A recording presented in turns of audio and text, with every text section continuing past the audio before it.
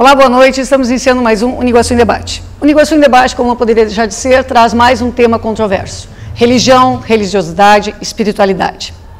Bom, no dia 21 de janeiro é comemorado o Dia Internacional da Religião, data criada em 1949, para lembrar aos povos de que as religiões são feitas para aproximar as pessoas e não afastá-las. Religião, por definição, quer dizer uma fé, uma devoção a tudo que é considerado sagrado. É um culto que aproxima o homem das entidades a que são atribuídas poderes sobrenaturais, espirituais, divinos. Para debater esse tema tão polêmico hoje, nós temos 3 convidados. Nós temos o padre Emílio Bortolini, padre da Igreja Católica Apostólica Romana, o senhor José Júlio de Moura Camargo, representante e coordenador regional de União da Vitória do FUCA, Federação de Umbanda, Candomblé e Angola, e o membro do Conselho Espírita de União da Vitória, Marcelo Escaramella de Mello. Boa noite a vocês, sejam bem-vindos ao nosso primeiro Uniguaçu em Debate, tratando de um tema tão controverso quanto a religião. Bom, antes de nós fazermos perguntas específicas para cada um de vocês, eu gostaria de fazer uma pergunta mais geral, que cabe a todos. Diante da questão de que a religião tenta unir todos os povos em crenças, e hoje nós vemos cada vez mais pessoas brigando, lutando, questionando religiões. Na visão de vocês, a religião hoje, ela serve como instrumento de aproximação ou muitas vezes de afastamento das pessoas? Boa noite, Márcia. Boa noite aos irmãos Padre Emílio, Júlio, queridos alunos e convidados dessa importante instituição de nossas cidades. É importante que se diga, Márcia, que a doutrina espírita é a doutrina codificada por Allan Kardec e foi compilada em 5 livros básicos. O Livro dos Espíritos, a Gênese, o Céu e o Inferno, o Livro dos Médiuns e Obras Póstumas. E a doutrina espírita, na verdade, é o Consolador prometido por Jesus. Quando Jesus disse aos seus apóstolos que não nos deixaria a sós e mandaria o Consolador prometido, o Espírito da Verdade, dizer o que ele disse e algo mais.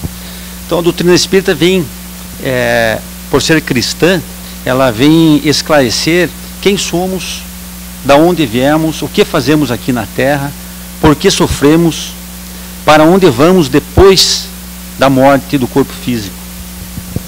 E a doutrina espírita, é preciso que se diga, ela não trabalha o proselitismo, ou seja, ela não pretende retirar pessoas de outras religiões e puxar para sua seara. Ao contrário, ela quer que cada um seja o melhor dentro da sua religião e que tenha, como você falou no início, religiosidade. A questão da religião, claro que é importante, mas é importante que o ser humano condense, na atualidade, religiosidade. Então eu respondo a tua pergunta dizendo que as religiões vieram sim para unir as pessoas, unir os homens na Terra. Padre Emílio, reforçando essa resposta do Marcelo, só podia explicar primeiro qual é a origem da Igreja Católica, da religião católica, em que ela se baseia, e também nos falar um pouco sobre isso. Boa noite também a todos, os colegas, eu, Marcelo, Júlio, a você, a todos que acompanham aqui. A origem da Igreja Católica remonta ao próprio Jesus Cristo e de alguma maneira até antes dele, ao povo de Israel, aquilo que na Bíblia nós chamamos o Antigo Testamento. O princípio básico é o seguinte: Deus ama os seres humanos e vem ao seu encontro. Ele não espera que a gente o busque, ele toma a iniciativa, ele vem até nós. Não foi Pedro que foi correndo para Jesus dizer: eu quero ser teu seguidor. Foi Jesus que disse: vem e segue-me. Porque o amor toma a iniciativa e o amor de Deus é maior do que o nosso. E a Igreja Católica surgiu como esse projeto de Jesus dentro dessa mesma linha. Assim como no Antigo Testamento Deus mandou os profetas, os patriarcas, para constituir um povo, que é o povo de Israel, o povo eleito.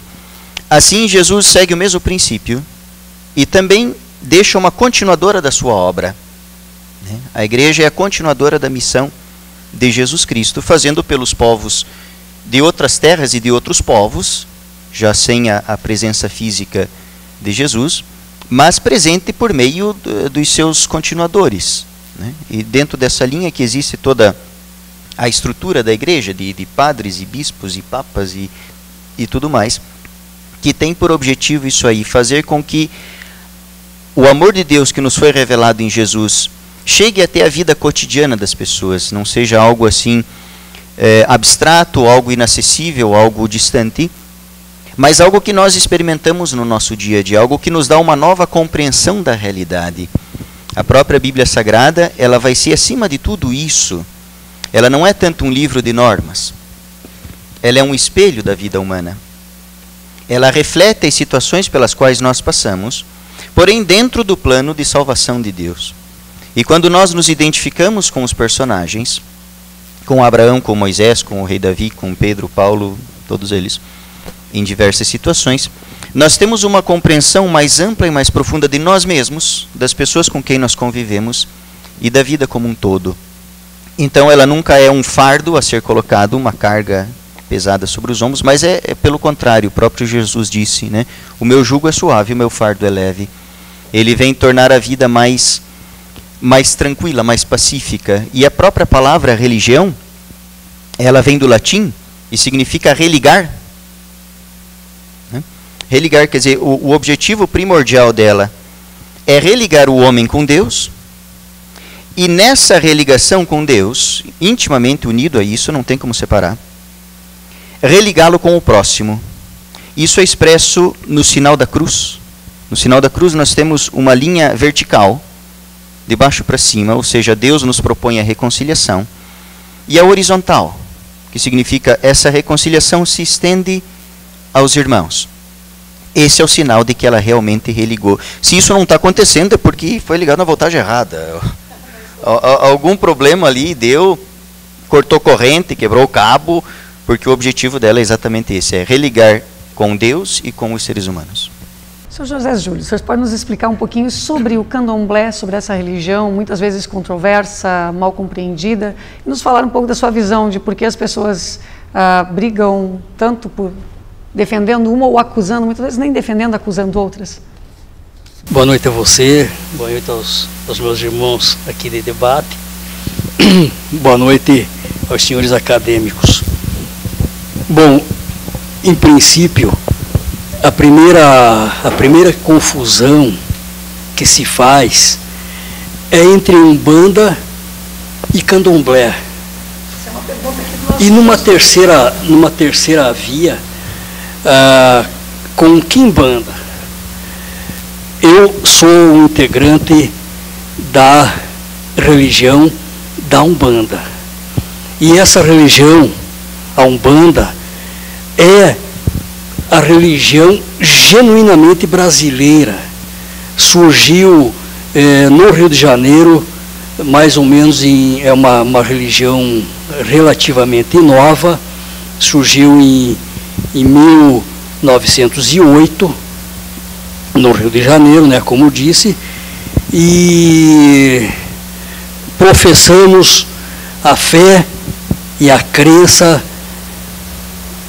em Deus, tomo como conceito de Deus não uma personificação de qualquer entidade, mas tomo o conceito, a definição que inclusive traz o Livro dos Espíritos no primeiro, na pergunta número 1 do Livro dos Espíritos, uma das 5 obras do Pentateuco Espírita. Quando os espíritos perguntaram ao codificador ou aos encarregados pela codificação o que é Deus, e os espíritos responderam: é a inteligência suprema, causa primária de todas as coisas. E Deus, para nós umbandistas, é essa inteligência suprema, causa primária de todas as coisas. Respondendo à pergunta, Umbanda, então Umbanda, a definição seria essa. Candomblé Candomblé, que é diferente de Umbanda, apesar de ter assumido o cargo de representante da Federação de Umbanda, Candomblé e Angola, eu sou, na verdade, um representante da Umbanda. Candomblé e Angola são outros cultos. Candomblé é o culto aquele culto afro-brasileiro, aquele culto ao povo africano. Bom, senhor José Júlio, já que nós estamos nessa questão do que é a Umbanda, o que é um candomblé, o senhor pode nos explicar, até nos esclarecer, Umbanda, candomblé, macumba. E são termos que são utilizados por muitas vezes leigos, muitas vezes de forma até preconceituosa. Então, qual é a grande diferença dentro da sua visão? Sim. Macumba, na verdade, é um termo pejorativo. É um termo pejorativo aos trabalhos de oferendas que a Umbanda realiza em benefício do bem, para ajudar, para auxiliar no progresso, ainda de acordo com a evolução, a evolução espiritual do ser humano nesta atualidade, ainda se utiliza desse tipo de ritual para uma oferenda feita aos orixás, às entidades espirituais, sempre visando o bem, sempre visando o progresso do ser humano. Uma questão geral, espiritualidade, religiosidade, religião. Podem nos definir a religião como seria uma religação, e a religiosidade e a espiritualidade. Pode ser, Marcelo. Muito bem. Nesse contexto, Márcio, que você nos colocou, eu entenderia importante fazer uma complementação no que diz respeito à doutrina espírita, como sendo uma doutrina que une ciência, filosofia e religião. E é importante que se diga que, no campo científico, apenas de forma exemplificativa, nós poderíamos entender a doutrina espírita na questão da concepção, por exemplo, do novo ser, como sendo o momento em que, através das mitoses celulares, 2, 4, 8, 16, nós vamos aderindo, o corpo físico vai aderindo ao corpo perispiritual, molécula a molécula. De modo que, cientificamente, através da física quântica, que já está aí, nós vamos entendendo e tendo respostas do porquê nós vemos, entre aspas, algumas injustiças, pessoas com corpos disformes, problemas mentais e assim por diante. De modo, então, que nós vamos vivendo e vamos armazenando os nossos atos, as nossas ações, no nosso perispírito. Então, o Espiritismo vem, através da ciência, explicar que, no momento de uma nova concepção, nós trazemos para esse novo corpo as nossas grandezas e as nossas dificuldades. No campo filosófico, a doutrina espírita nos explica o porquê, novamente, entre aspas, das injustiças na Terra, do porquê pessoas que nós conhecemos que passam a vida toda fazendo o bem e somente dificuldades acabam recebendo nessa vida. Se nós fizermos, e isso é uma orientação de Kardec, que é o codificador da doutrina espírita, devemos fazer uma análise, uma viagem interior, e se não encontrarmos as causas dessas dificuldades nesta vida, por óbvio que elas estarão em vidas pretéritas. Então, essa questão filosófica, apenas uma forma exemplificativa, pequena, de um assunto bastante extenso.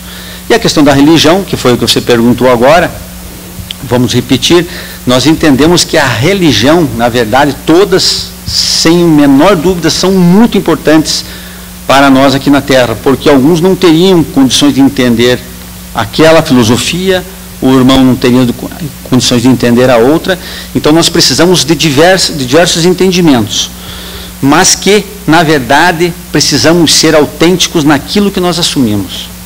que é a questão daí da religiosidade, nós termos Deus no coração. Independente da religião. E é importante que nós identifiquemos aqui, estamos falando, doutrina espírita fala dos evangelistas, são os mesmos, Marcos, Mateus, Lucas e João.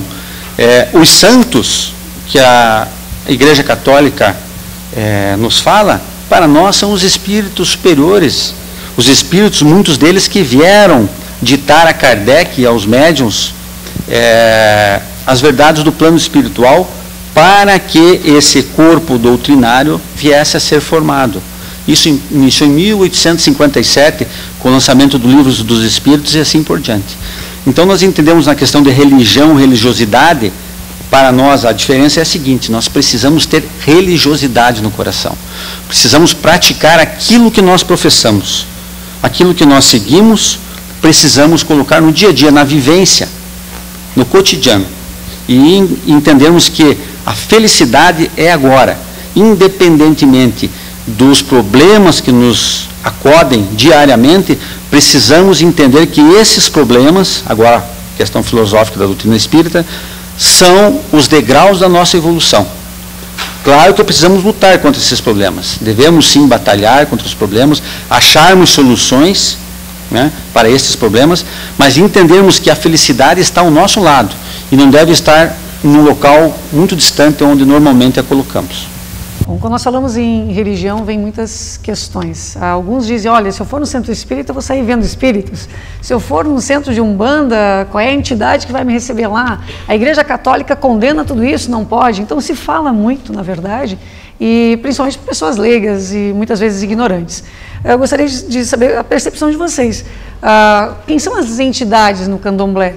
E a questão que se fala, magia negra, o trabalho, o senhor fala um trabalho, uma oferenda, e às vezes nós fazemos oferendas quando acendemos uma vela e oramos, ou fazemos oferendas de várias formas, mas como o senhor enxerga isso, essa visão das pessoas, de que foi no candomblé, então ele está fazendo macumba, magia negra, e como que é visto pelos praticantes dessa religião? Sim, perfeitamente. Então, só voltando, você mesmo relembrou a questão do candomblé, né? Candomblé são rituais,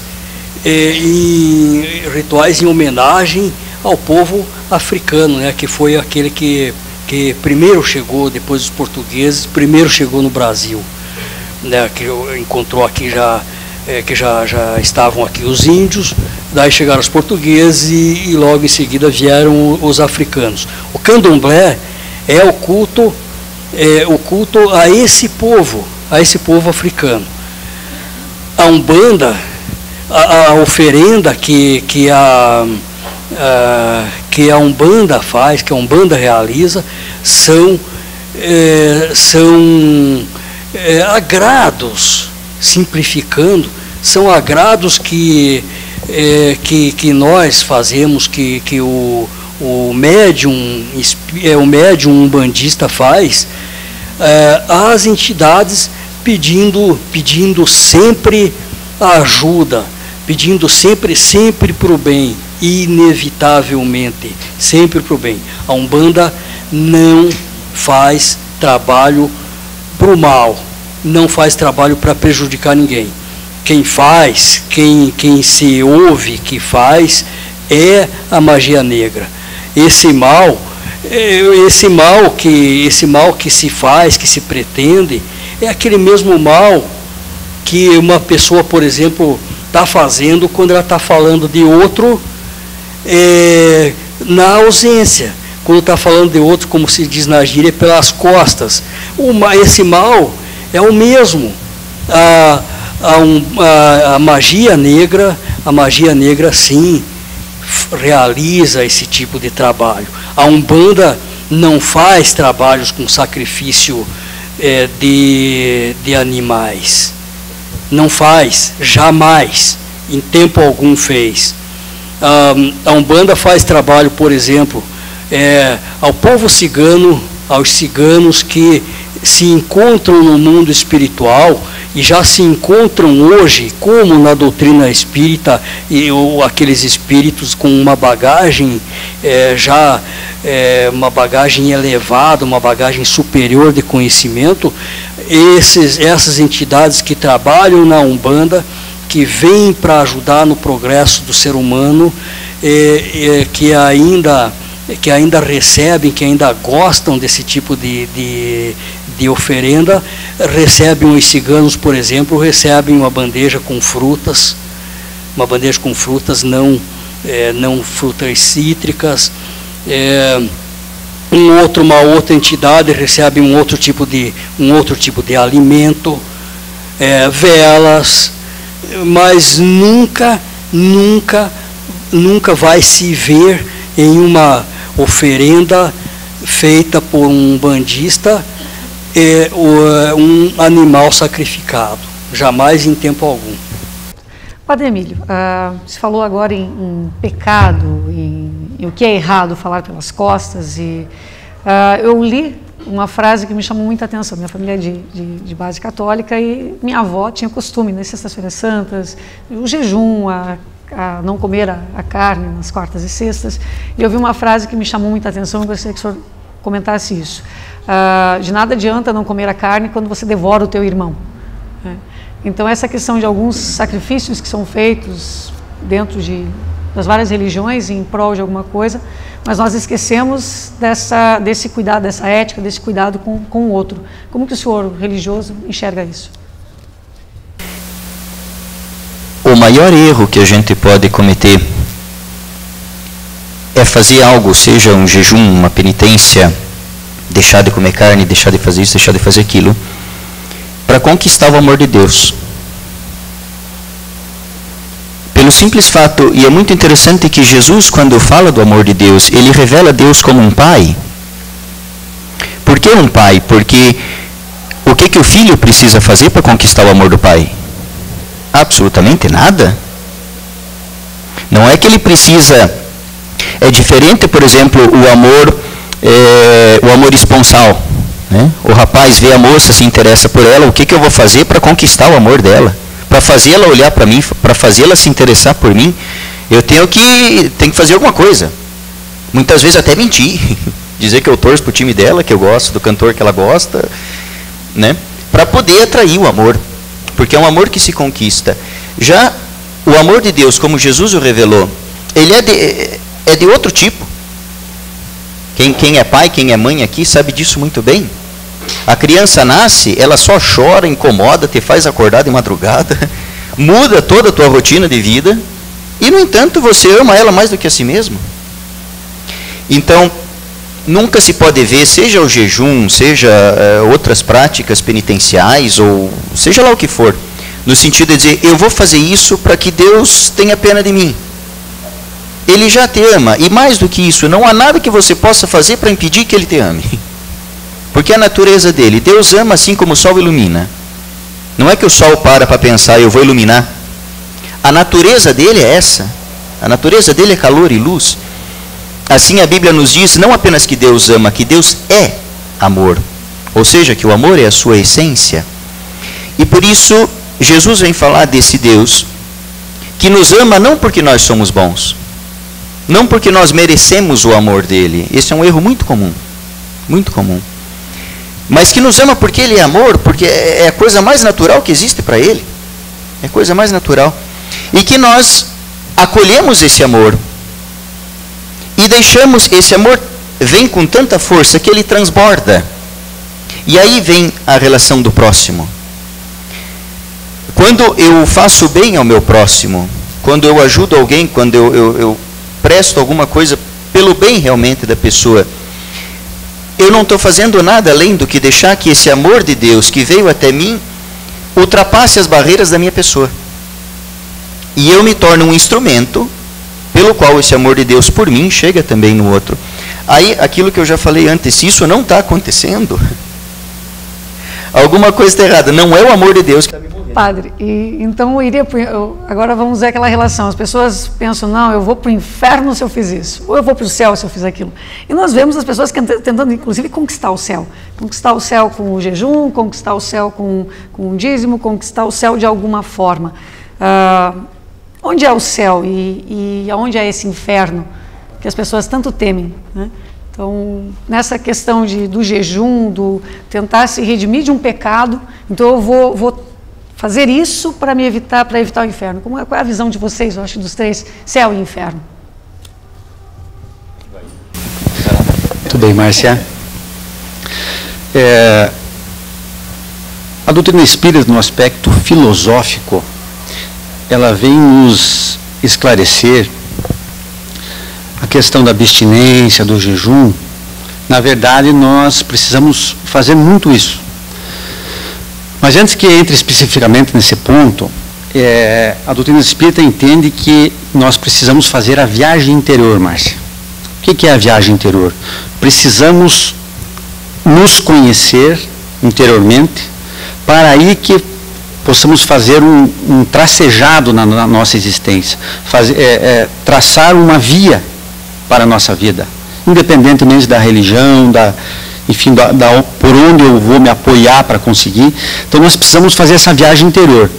E o espírito de Joana de Ângeles, mentora espiritual de Divaldo Pereira Franco, Divaldo psicografou 12 obras nesse sentido, que é a viagem interior, que é o conhecimento de si próprio. Ela nos aconselha que façamos essa viagem do seguinte modo, que escrevamos numa pequena folha os 10 piores defeitos que eu encontrar em mim. De forma reservada, ninguém precisa ver, guarda esse escrito numa gaveta e analisa esse escrito todos os dias. E ali nós vamos fazendo o nosso jejum, a nossa abstinência, para que consigamos ir eliminando as nossas vicissitudes, os nossos problemas. Então, na verdade, nós vivenciamos, o homem, na média do homem moderno, vivencia-se as sensações e as emoções perturbadoras.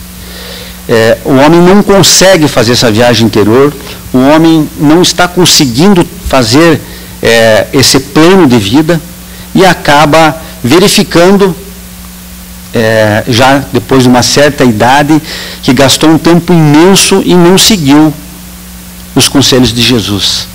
Porque Jesus nos disse que era o caminho, a verdade e a vida. E que nós só iríamos até o Pai se fosse através dele.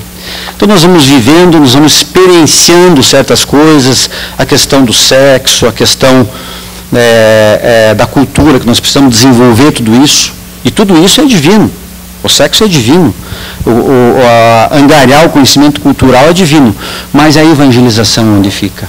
A evangelização do espírito, que é só aquilo que nós levaremos para a vida depois da vida, é a evangelização do espírito.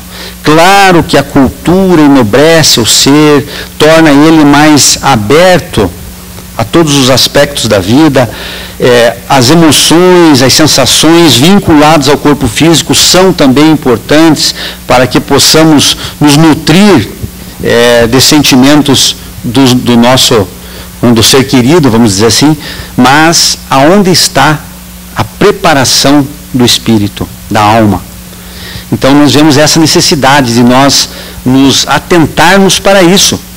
Precisamos ver quanto tempo nós estamos utilizando de nossas vidas para cada coisa. Se estamos na terra, claro que vamos viver as coisas da terra. Deus não quer ver os seus filhos pobres, doentes, sofredores. Ele quer nos ver felizes. E para que nós alcancemos essa felicidade, nós precisamos pensar muito nisso. Jesus nos disse que na terra só tereis aflições. Mas como nós falamos há pouco no início do programa, mesmo no momento dessas aflições, nós precisamos estar bem com Deus. Precisamos entender essa necessidade. E para que nós consigamos, nós precisamos fazer um exercício. Dia a dia.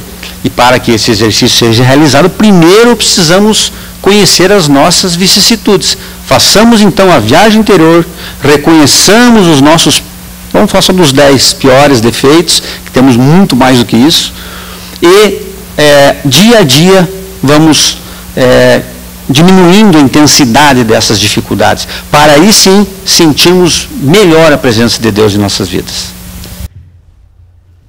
Por favor, senhor José. Sócrates, o filósofo grego, ele já dizia há 470 e poucos anos antes da vinda de Jesus, que nós somos o que nós pensamos. Nós somos o que pensamos. A Umbanda, como religião, crê também, além dessa crença em Deus, dessa inteligência suprema, causa primária de todas as coisas, de crer nos ensinamentos de Jesus, o nosso modelo, nosso mestre, modelo e guia, e Maria, mãe de Jesus. Crê também que o pensamento, o nosso pensamento é a base de tudo. O nosso pensamento é o que nos direciona tanto para o bem quanto para o mal, tanto para o alto como para o abismo. Bom, isso nos traz uma preocupação se nós analisarmos nossa sociedade de hoje. O que a gente mais vê é as questões de pessoas morrendo e matando por religião. Se vê pessoas morrendo ou matando em nome de Deus. E aí, diante desses comentários, nos traz uma preocupação. Somos o que pensamos, como Sócrates disse, temos que viver as nossas vicissitudes e os nossos defeitos e buscar melhorá-los. Temos que expressar o amor de Deus. Não deveria haver a miséria e há. Não deveria haver a injustiça e há.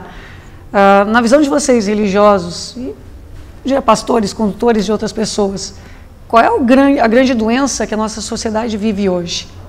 Porque apesar de tanto se falar em amor, no amor de Deus, tanto se falar na percepção do outro e no pensamento, por que as pessoas ainda continuam assim? Então a visão de vocês, do religioso hoje, por que na Terra Santa se mata em nome de Deus?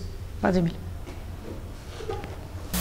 Se me permite citar aqui, quando você falou do Sócrates, eu achei que ia citar o Conhece-te a ti mesmo, não? Ignote Celton, né? Mas me permite citar um filósofo mais perto de nós, Renato Russo. O Renato Russo disse numa música: o mal do século é a solidão. Cada um de nós imerso em sua própria arrogância, esperando por um pouco de afeição. Eu tenho a impressão que ele acertou na mosca. Na mosca. Além de ser uma bela canção também. Como a maioria das que ele fez. O mundo de hoje, ele nos empurra para esse lado. Ele nos inclina para que eu pense só em mim mesmo. Então, aquilo que me serve, aquilo que me traz prazer, aquilo que me traz benefício, eu aceito. Aquilo que é diferente de mim, aquilo que eu não posso controlar, que eu não posso manipular, é meu inimigo. Se eu puder matar, eu mato. Se eu puder afastar, eu afasto. Se eu puder... Nós fazemos isso. A sociedade atual, ela está nessa encruzilhada. Porque esse é um estilo de vida destrutivo. Destrutivo. A gente não vai ficar muito tempo nisso. Ou a gente dá marcha ré, ou a gente explode de vez. Né? E vai começar por onde você citou, pela Terra Santa. Mas o fato é que a grande contribuição que a religião tem a dar para o mundo de hoje, a religião, a religiosidade, a espiritualidade e a fé, é exatamente essa. É de me fazer superar a mim mesmo. É de perceber que eu sou uma nota numa sinfonia. E não se faz uma sinfonia com uma nota só. Eu preciso de outras. Uma nota sozinha, por mais bela que seja, não faz música. Aquele samba de uma nota sola do Noel Barbosa, é só o título, ele tem várias notas naquela música. Não se faz. E a questão é essa, aqui entra esse conceito da harmonia, que é um conceito de origem musical. A diferença é raiz de beleza. É exatamente a diferença que faz a beleza da música. Então, quando cair a ficha, que a gente perceber que a diferença faz bem, que aquela pessoa que eu não posso manipular em meu benefício, em meu proveito, ela tem o mesmo direito de existir e ser feliz que eu tenho. Quando cair essa ficha, a gente vai estar livre. Porque esse é o grande dilema que a sociedade vive, porque a partir disso a gente sempre está usando o outro se torna uma escada, se torna um meio. E para não ficar só no Renato Russo, deixa eu citar o Kant aqui então, para dar uma elevada aqui no negócio, embora o Kant não compusesse as músicas que o Renato fazia. Mas o Kant dizia assim, o ser humano tem que ser visto sempre como fim e nunca como meio. E ele era um homem de uma religiosidade muito profunda, embora a filosofia dele seja meio. Mas tá bom. Sempre como fim e nunca como meio. Quando a gente esquece disso, quando a gente manipula o próximo, aí a paz some. Some. Tem um provérbio judaico que diz assim, se todos limparem a sua calçada, a cidade fica limpa. A cidade toda fica limpa. Se todos sujarem a sua calçada, a cidade fica uma porquice. E tudo começa aí. Né? A questão não é a Terra Santa, os Estados Unidos. Né? A questão é como eu construo a paz ou destruo a paz dentro da minha família, com os meus pais, com os meus irmãos, com os filhos, tios, netos, sobrinhos, com os meus colegas de aula, de trabalho, com os meus alunos, com os meus professores, com as pessoas com quem eu convivo no dia a dia. Né? Nenhum de nós aqui tem poder para salvar o mundo, nenhum de nós aqui vai consertar a humanidade. Nós não temos esse poder. Mas nós temos o poder de melhorar o nosso mundo. O mundo que está à minha volta, o mundo das pessoas que convivem comigo, de respeitar a individualidade de cada um, de aceitar que o outro seja diferente, de aceitar que eu não sei o que está se passando dentro do outro. A gente tem um vício terrível, que é de julgar, que é de apontar dedos e dizer esse está certo. E esquece de tolerar, e esquece que aquilo que eu vejo, cada ser humano é como um iceberg. Nós vemos uma porcentagem mínima. Né? O iceberg, você vê um pedacinho, ele é uma montanha enorme debaixo d'água. Por isso que o Titanic afundou, porque eles achavam que o iceberg estava longe, mas debaixo d'água ele já estava ali. E assim também, cada ser humano com quem a gente convive tem um mundo interior riquíssimo. E aí essa questão do autoconhecimento, que o Marcelo falava, que Santo Agostinho para nós é o grande mestre dessa linha, né? Ele dizia, eu buscava Deus fora e ele estava dentro de mim. E procurando ele, que nem aquela pessoa que está com o óculos aqui na testa, e procurando onde é que está meu óculos, onde é que está meu óculos, liga para um, deixei aí, não deixei, está aqui. A Cidade de Deus, as confissões, né? as homilias, todas as obras de Agostinho. Mas no sentido de dizer, perceber que cada ser humano é muito maior do que eu vejo. E aqui entra aquela regra de ouro chamada de Jesus, né? Tratar o outro como eu gostaria de ser tratado. Eu acho que essa aqui já resolveria as guerras todas, porque ninguém quer isso. Bom, vocês três são líderes religiosos, posso chamá-los assim, e o padre fala da questão da família, né? Se nós amássemos respeitássemos nossos entes queridos, a nossa família, amássemos o nosso colega, a família do trabalho, a família de todos os lugares. Tendo em vista a desestruturação atual das famílias, não se vê mais, são poucas as famílias bem estruturadas. O que os líderes religiosos, ou o que as igrejas, ou o que as religiões podem fazer para acolher, chamar esse jovem para esse lado? Porque o que se percebe hoje? O jovem confuso. São muitas coisas sendo oferecidas.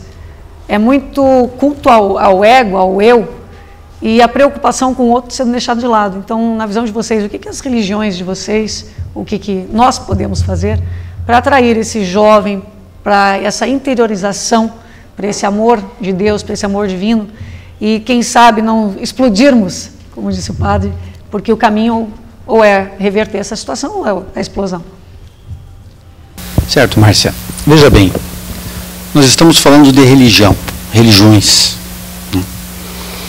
E, na verdade, são estas religiões que deveriam nos aproximar de Deus, de Jesus, para que pudéssemos viver de uma forma, vamos dizer assim, harmônica.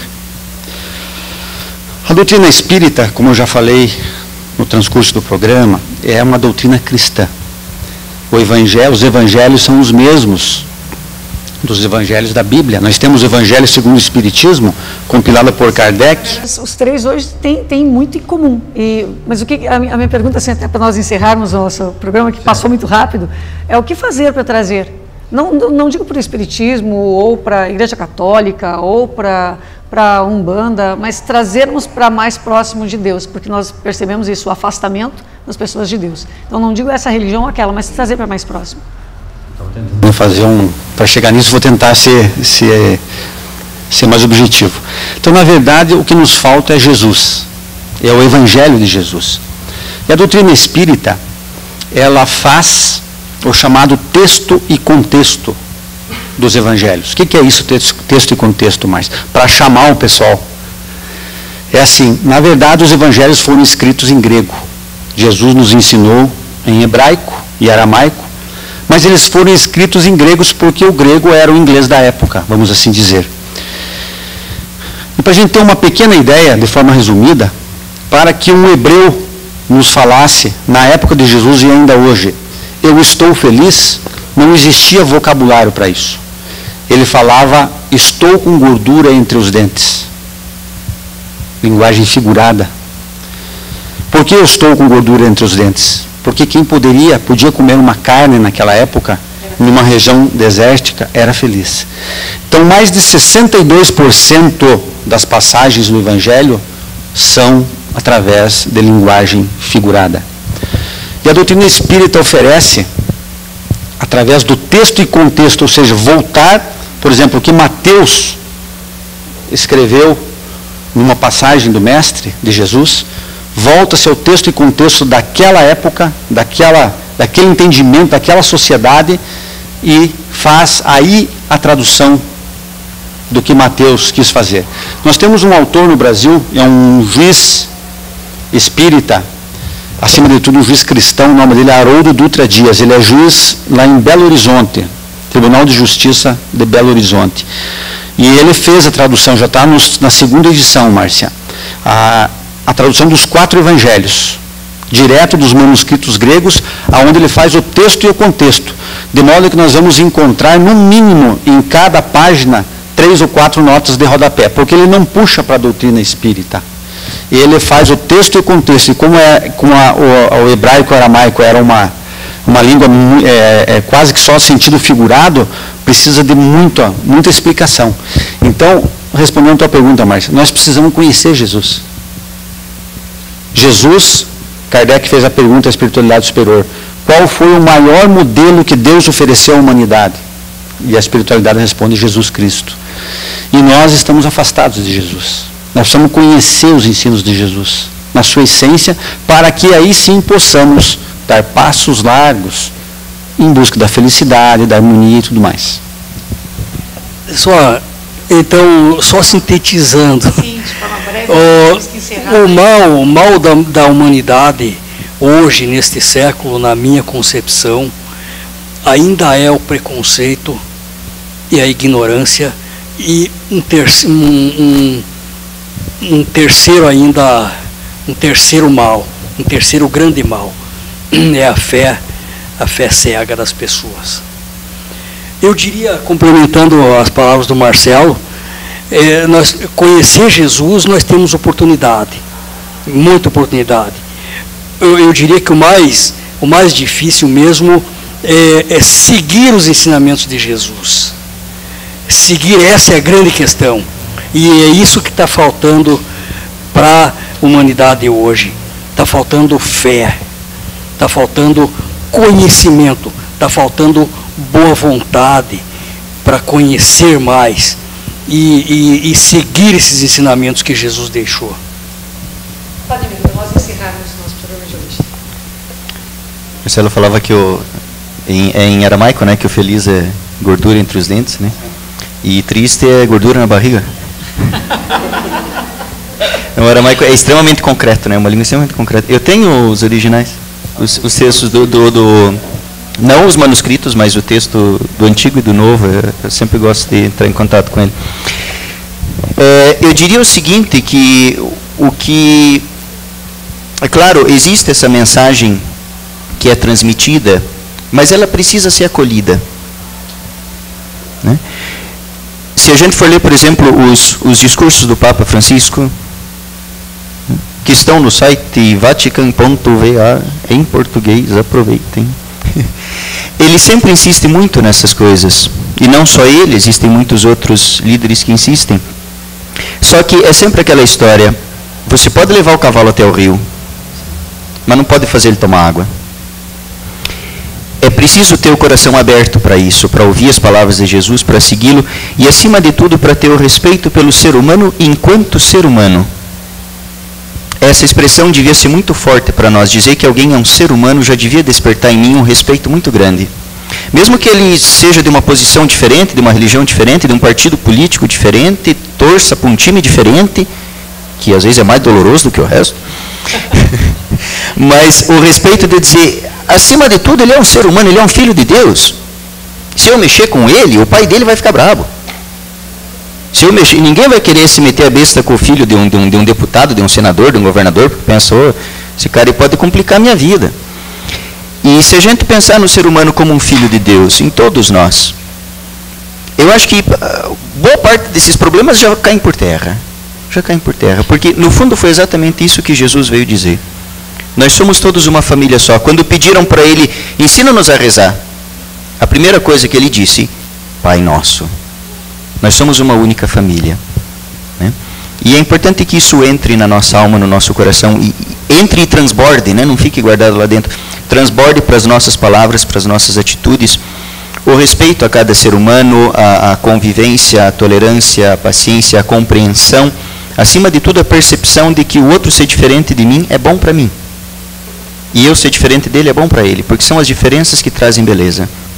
São as cores de uma pintura diferentes que trazem beleza a ela, as diferentes notas de uma música que trazem beleza. E na sociedade humana não é diferente, né?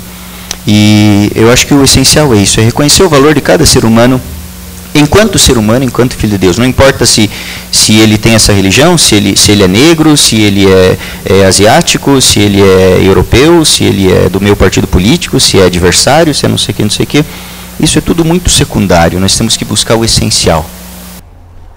Bom, agradeço a participação de vocês aqui hoje, peço desculpas por nós abreviarmos essa discussão, religião, e está tão gostosa, tão interessante, que nós acabamos nos estendendo. Então, mas principalmente agradeço por vocês terem vindo. Essas palavras são extremamente importantes, nós percebemos hoje 3 religiões diferentes e a mesma coisa foi dita. A mesma coisa foi dita. A mensagem de amor, de tolerância, de aproximação, então, da religação, da religião. Então, agradeço mais uma vez, vocês participaram do nosso Uniguaçu em Debate e serão convidados para outros programas e vamos tentar levar essa mensagem à frente, essa mensagem de transmitir o amor de Deus, o amor divino. Quem sabe, né, Padre, nós não vamos explodir, não. Nós vamos nos manter aqui, torcendo para os times diferentes, pessoas diferentes, religiões diferentes. Muito obrigado a vocês. Agradeço também a participação do curso de Psicologia, que esteve aqui prestigiando o nosso Uniguaçu em Debate de hoje. Obrigado a todos, tchau pessoal e até o próximo Uniguaçu em Debate. Obrigada.